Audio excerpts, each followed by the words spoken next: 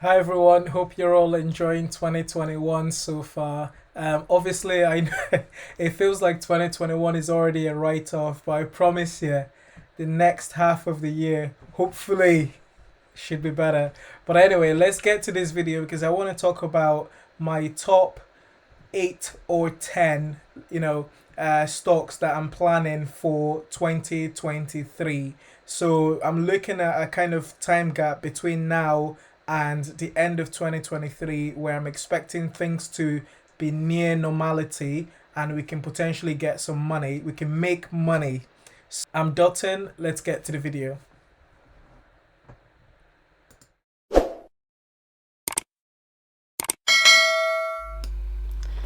So you hear that? Subscribe, guys. Thank you very much. So let's get to the video. The first stock that I think is going to be very good for 2022 2023 is Airbnb. So if you get Airbnb right now, you're looking at entering at let's say about $180 per share. When I got it, when the IPO initially came out, I bought it at $143 per share, and I bought 4 shares, and right now you can see the results there. That's 186 profit. Obviously it's right now, and this doesn't really mean anything until I actually click that sell button.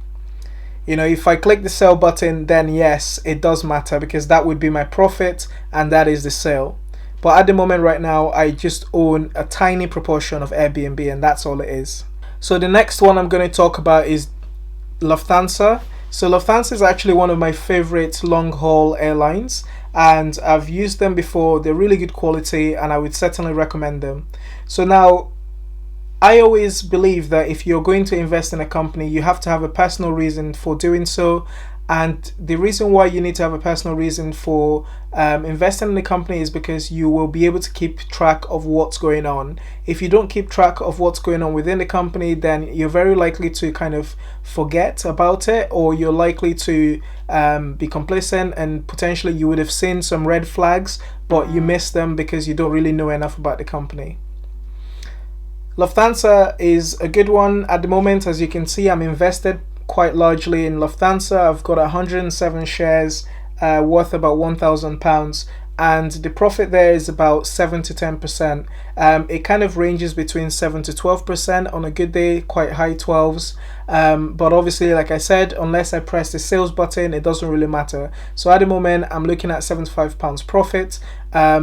And this is number 2. So let's go to number 3, ExxonMobil. So ExxonMobil is an oil and gas company, really massive, globally, all over the world, and I have 11 shares from ExxonMobil.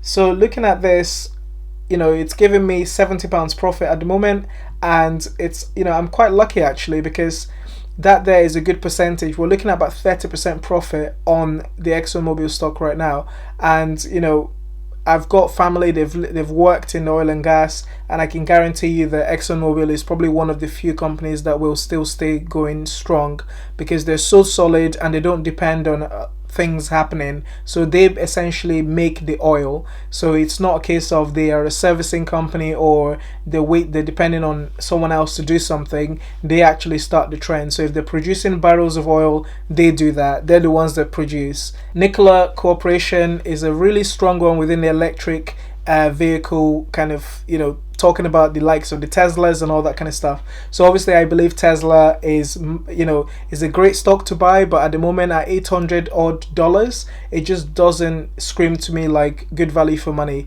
There's probably only a handful or maybe 10 stocks that are over £1,000, all over the world. I can't really think of many that are over £1,000.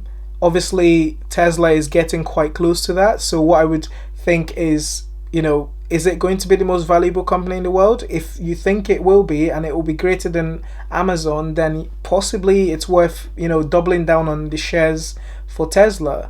But with Nikola Corporation, they're actually going to be manufacturing electric trucks.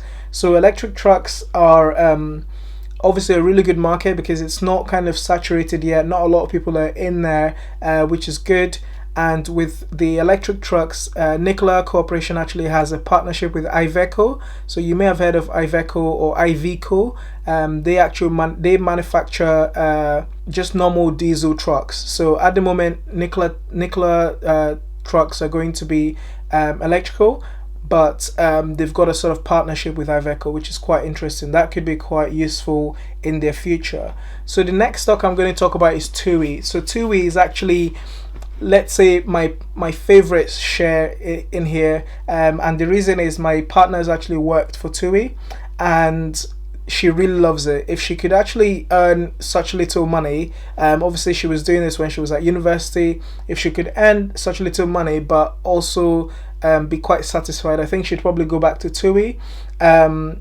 If for some people that aren't so, let's say, ambitious, TUI is probably a great company to go into, because obviously you can work your way up, but it will take you a long time to work your way up within a company like that. However, they treat their employees really well, and that's one of the reasons why I want to definitely invest in TUI. Obviously, as you can see, it's quite bleak to kind of think about good reasons to invest in TUI, but my gut tells me that TUI is going to go up, and it's one of those shares that you can see the massive dip quite early on. So obviously in March, last year when things kind of dipped, you were looking at we're looking at a 300% increase if TUI shares goes back to where it was. So even if I said it was going to go halfway up, that's already 150%, giving me some really nice profits.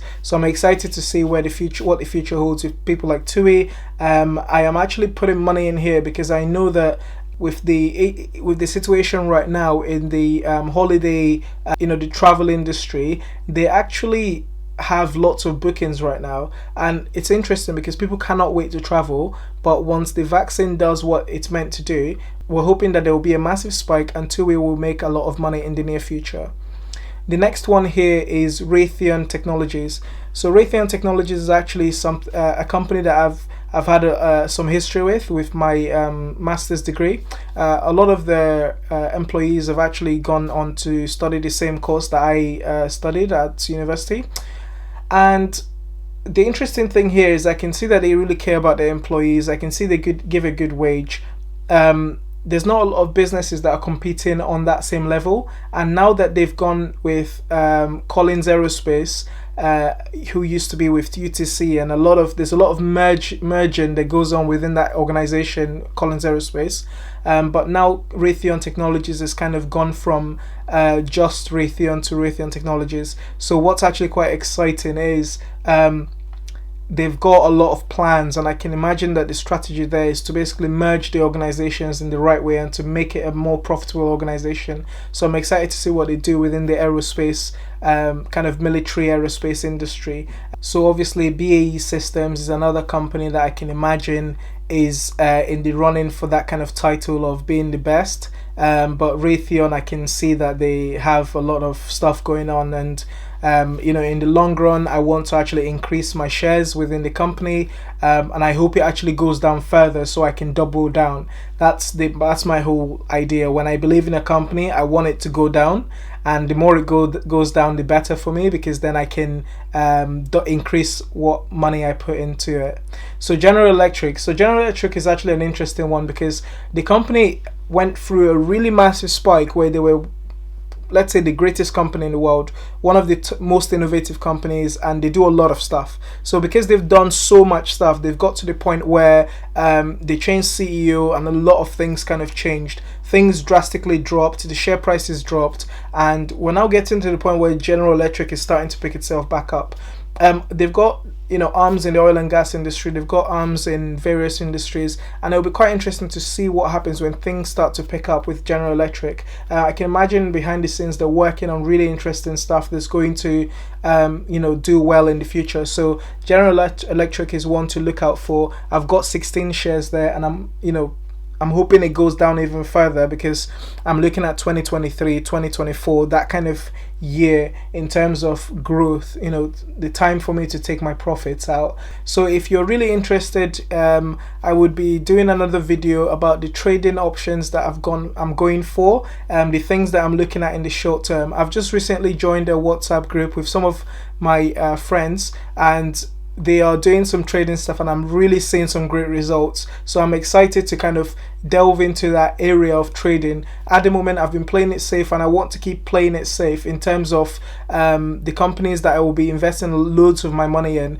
So this is the top 7 of stocks and shares that I'm going to be investing in, and I'm really excited to kind of do a bit more of these types of videos to tell you a bit more about what I'm investing in next and what, you know, strategy I'm taking with them. As you can see, there's a general strategy here for the companies that I really believe in, the companies that I know will grow, or the companies that I know will recover. So it's not always just about growth, it's about recovering because of the COVID-19 pandemic. So we'll see how it goes. Thank you very much for watching my video. If you haven't liked or subscribed, I'm gonna put the video up now for you to do so.